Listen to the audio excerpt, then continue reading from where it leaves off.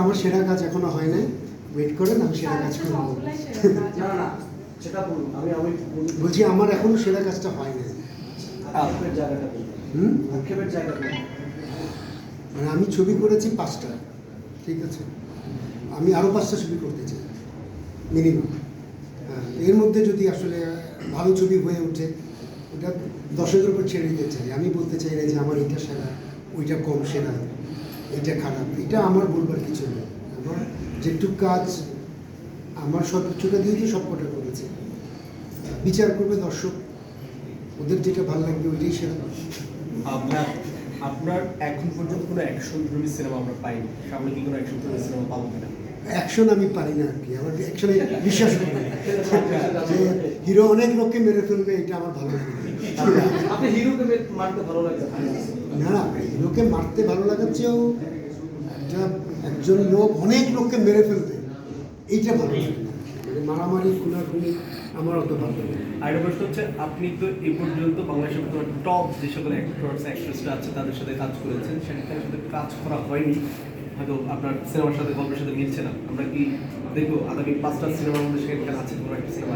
আমি টপ কার সাথে কাজ করতে জানি না, ম্যাক্সিমাম সব ছবিতেই আমার কোনো না কোনো নতুন অভিনেতা অভিনেত্রী ছিল, সব কটাতেই। এবং আমি চরিত্র অনুযায়ী আসলে কাস্টিং করতে পছন্দ করি। খুব বড় হিরো আর হিরোইন আমার ছবি খুব কাটতেই হবে এরকম ভাবনা আমি ভাবিনি। আমার ধারণা আমি সামনেও ভাববো না, যাকে দরকার তাকে নিই। আপনি এই জিনিসটা কীভাবে করে যে যেদিন সেদিন তার নামে সিনেমা দেখে, কোনো অভিনেতা অভিনেত্রী নামে সিনেমা দেখে কিন্তু সেদিনের চলচ্চিত্র এই নামই মানুষ দেখে, এটাকে আপনি কীভাবে বলবো, কীভাবে মনে করেন? এটা তো আনন্দেরই কথা না, যদি লোকেরা আমার নামের ছবি দেখতে চায়, এটা আমি আনন্দ পাওয়ারই কথা। আমার ধারণা যে আসলে আমার ছবিগুলো দেখতে চায় না, লোকেরা ভালো গল্প দেখতে চায়। ওরা হয়তো আশা করে যে আমি একটা ভালো গল্প লোকদের সামনে হাজির করতে পারবো। আরেকটা বিষয় হচ্ছে, আজকে আপনি বললেন যে হচ্ছে বর্তমানে ঢাকা শহর আন্দোলনের শহর। আমরা অনেক ডিরেক্টরের সাথে কথা বললাম, তারা বলছে যে বর্তমান সময় তাদের ইন্ডাস্ট্রির অবস্থা খুবই খারাপ যাচ্ছে। সেই খারাপ জায়গা থেকে উত্তরণের কোনো উপায় বাতলে দেবে কিনা? আচ্ছা, আমার ধারণা যে এটা এক্ষেত্রে একটা দেশের শিল্প সংস্কৃতি সিনেমা কেমন হবে এটা একটা রাজনৈতিক সিদ্ধান্ত, তাই না? ব্যবসা বাণিজ্য কেমন হবে এটা যেমন রাজনৈতিক সিদ্ধান্ত, আর্ট কালচার কেমন হবে এটাও একটা রাজনৈতিক সিদ্ধান্ত। তো এটা যারা পলিসি মেকার আমাদের আছেন, বর্তমানে আছেন বা ভবিষ্যতে আসবেন, তারাই নির্ধারণ করবেন যে আসলে আমাদের সিনেমা কেমন হবে, আমাদের সঙ্গীত কেমন হবে, আমাদের থিয়েটার কেমন হবে। আমরা তো আসলে এটা ডিসাইড করতে পারি না, আপনি সরকারি পলিসির ব্যাপার। আপনি একজন শিল্পী হিসেবে, একজন নির্মাতা হিসেবে এই যে অস্থিরতাটা যাচ্ছে সিনেমা অঙ্গনের উপর দিয়ে, সেটার জন্য পলিসি মেকিংয়ের বাহিরেও যারা শিল্পীরা আছেন তাদের কি কোনো কিছু করার আছে কিনা? কি করবে আসলে এটা, মানে ওরা আন্দোলন সংগ্রামে আবার ঝাঁপিয়ে পড়বে এরকম কিছু ধন্যবাদ স্যার।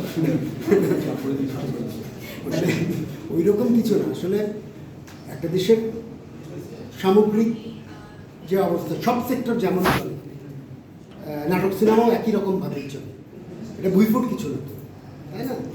তো আমরা ব্যবসা বাণিজ্য এখন কী অবস্থা, তো একই রকমভাবে আমাদের স্পোর্টসের কী অবস্থা, একই রকমভাবে আমাদের নাটক সিনেমার কী অবস্থা, খুব কাছাকাছি, খুব বেশি পার্থক্য নেই।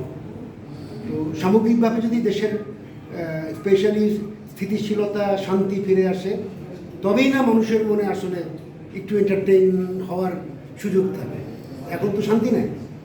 ধন্যবাদ। একটা লাস্ট কোয়েশ্চেন, আপনি মার্কেটিং নিয়ে পড়ে সিনেমা নির্মাণ করছেন, আপু একজন অ্যাক্ট্রেস, একজন মডেল হয়ে এখন বই লিখছে, সেই জায়গা থেকে আপনাদের কোনো একটা কোইন্সিডেন্টলি মিল পাচ্ছেন কিনা যে একটা পেশায় ছিলেন আর একটা পেশায় চলে আসেন? আপু বর্তমানে একজন লেখক হিসেবে বর্তমানে নিজেকে প্রতিষ্ঠিত করার চেষ্টা করছে, সেটা কীভাবে দেখছেন?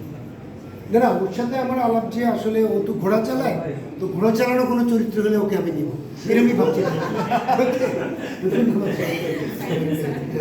Thank you.